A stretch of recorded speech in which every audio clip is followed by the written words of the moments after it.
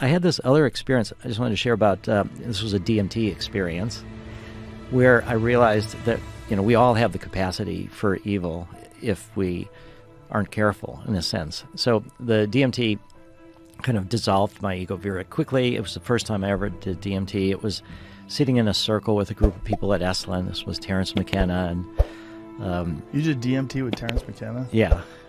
And Ralph Metzner from Harvard. And we would, there was about 8 of us, and we would, each of us, it takes about 15 minutes, 10, 15 minutes. So one person would do it, would then sort of close their eyes, lie down, and come back after 15 minutes or so, and then tell the story about what happened. And then we pass the pipe to the next person. And this was like a whole evening of DMT stories. So my DMT experience was this.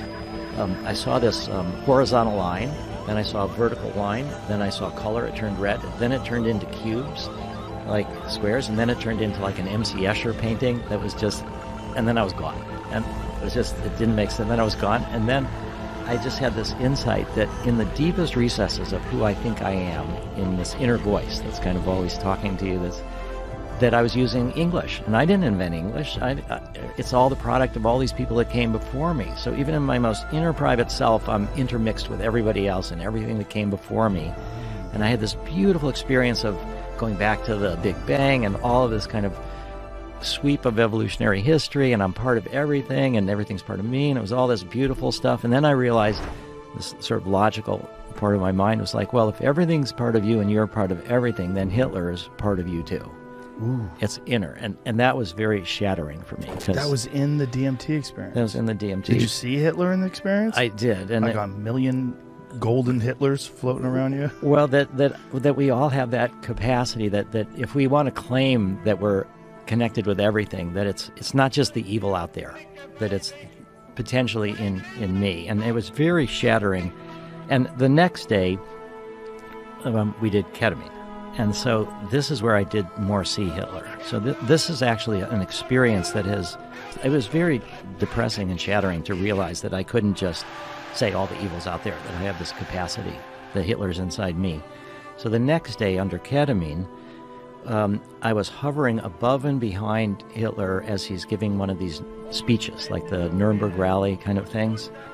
And the ketamine gave me a bit of remove so I didn't freak out. I was there, but I was not there, so I didn't feel vulnerable in that way. And I saw him doing this speech, and I'm thinking, how do I get into his head? How do I help him not want to murder and kill? And what can we do to, undo this evil? And then I saw this, the Heil Hitler salute near the end of his speech, and he would go, put up his hand like that, and then everybody in the crowd would do it back to him. And I felt like it was the one pushing out this energy, and then the many pushing it back to him and giving him, and they would go back and forth, and the intensity was kind of increasing.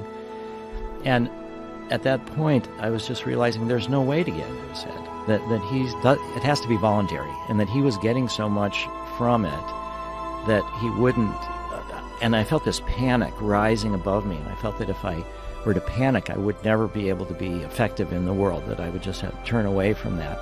And then with ketamine, you can still breathe. And so I realized that if I just breathe, that might help me deal with this fear. And I started deep breathing. And then came this idea that, ironically, rather than trying to change the mind of the one, we need to change the mind of the many. And that they don't get as much out of it as Hitler did, that they're giving away their power to him. And so that's where we need mass mental health.